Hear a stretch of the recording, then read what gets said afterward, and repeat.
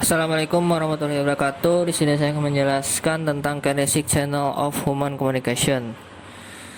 Yang pertama, gerakan wajah, komunikasi yang sangat verbal. Sebagian besar interaksi ini terutama mata, wilayah yang konkret, ekspresi yang sangat lebih singkat, yaitu dari wajah manusia memegang sejumlah besar pola stimulus imble yang berbeda.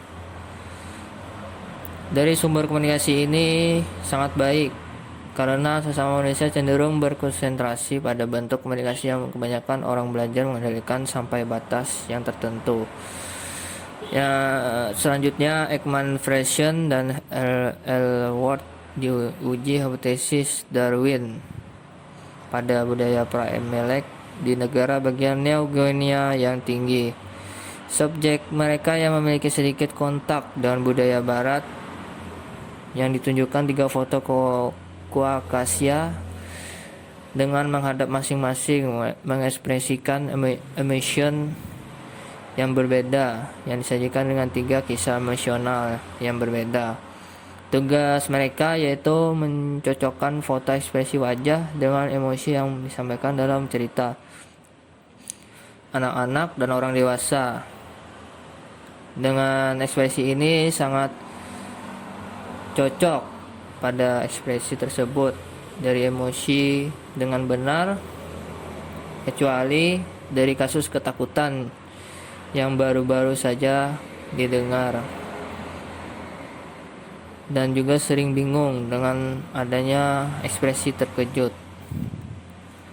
Kemudian tatapan mata dan kontak mata, di mana seseorang melihat kontak dari mata ataupun tatapan mata mereka bertemu dari bentuk komunikasi yang sangat kompleks dan secara umum dari status lebih rendah lebih daripada orang-orang dengan status lebih tinggi dari sebaliknya. Beberapa kesempatan ini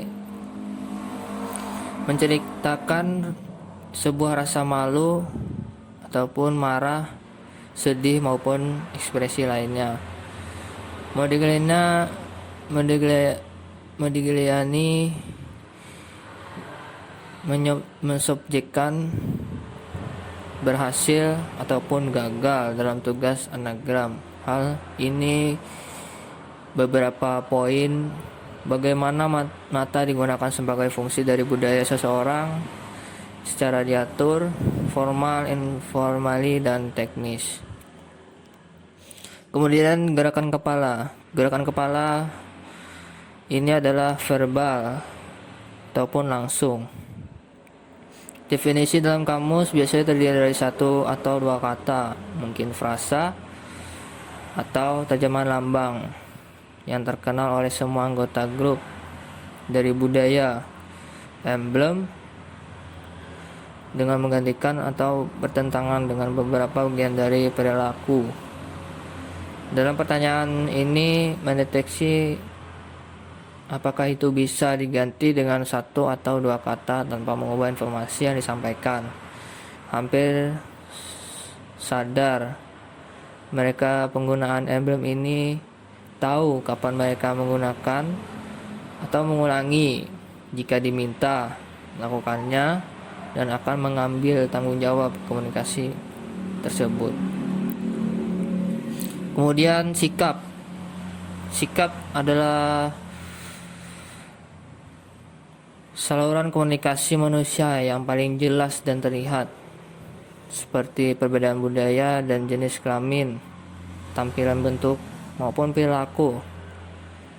Tetapi beberapa prinsip umum yang melibatkan berbagai postur, hubungan antara postur dan negara-negara psikologis, translate seseorang mencurigai dalam budaya populer Amerika tahun 1960-an yang menghasilkan perubahan dalam kebiasaan postural bagian-bagian tertentu dalam masyarakat Inggris, seperti halnya melakukan dengan pidato dengan gaya California yang sangat santai. Perubahan dalam pidato ini mungkin peruhnya juga yang menjadi kurang formal secara presentasional sebagai fungsi dari penemuan budaya pop Amerika. Convenient untuk konteks ini, seremonial dan agama memunculkan saat terbatasnya secara resmi disajikan ke royalty dengan non-barat dimensi vertikalitas dengan dalam beberapa budaya Asia.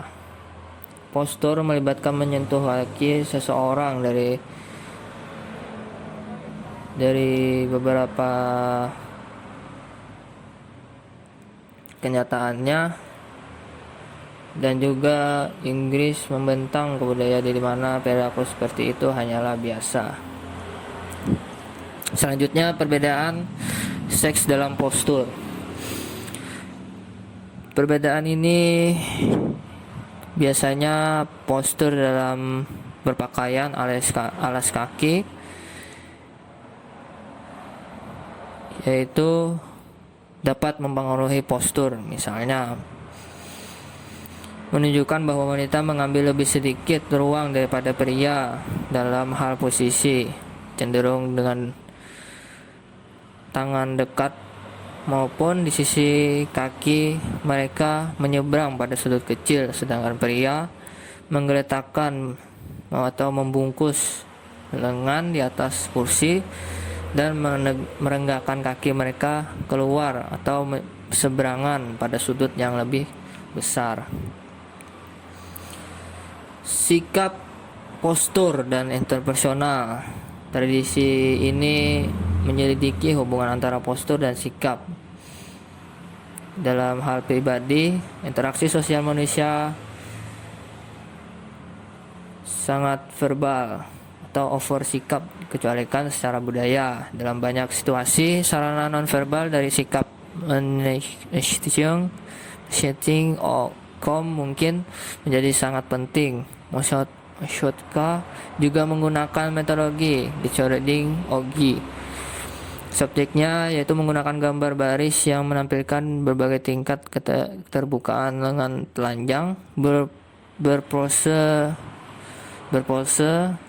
yaitu sebuah pertanyaan apakah minat siswa pada topik yang diberikan mempengaruhi postur yang ditampilkannya. Banyak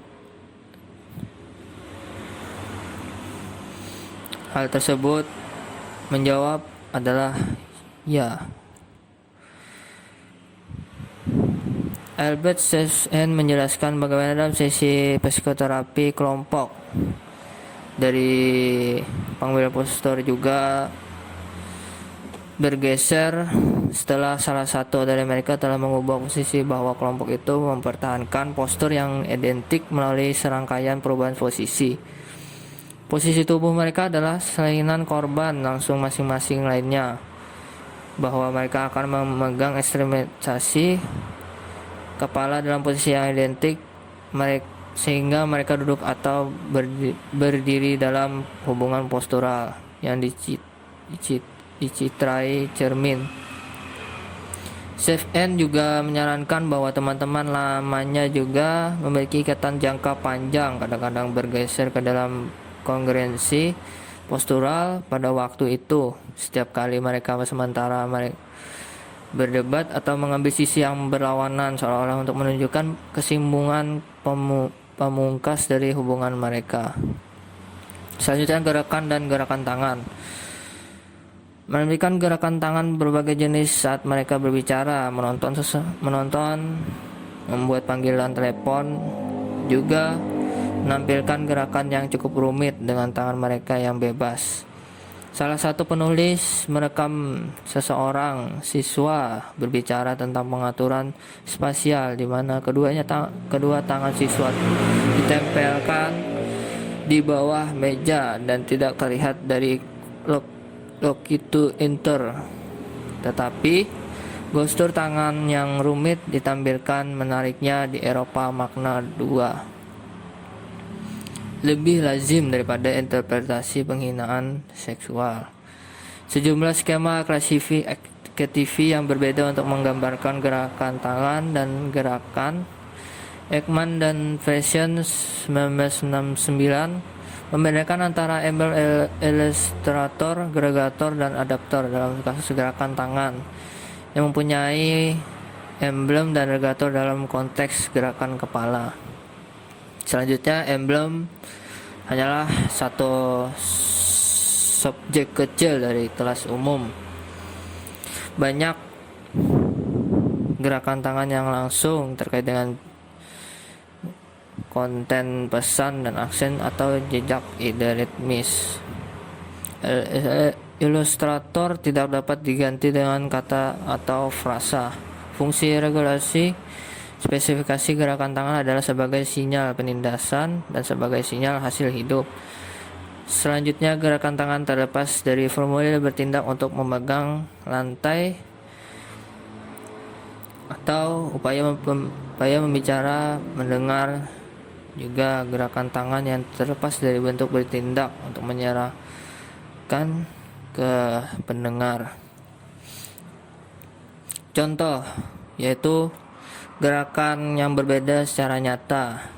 Seseorang wanita melintasi jalan yang ditonton oleh dua pria muda, namun pria beralih ke lain dengan mengedipkan mata padanya, dan balasan itu mengancurkan jarinya seolah-olah mereka punya sesuatu yang panas, atau kata yang diucapkan di antara mereka.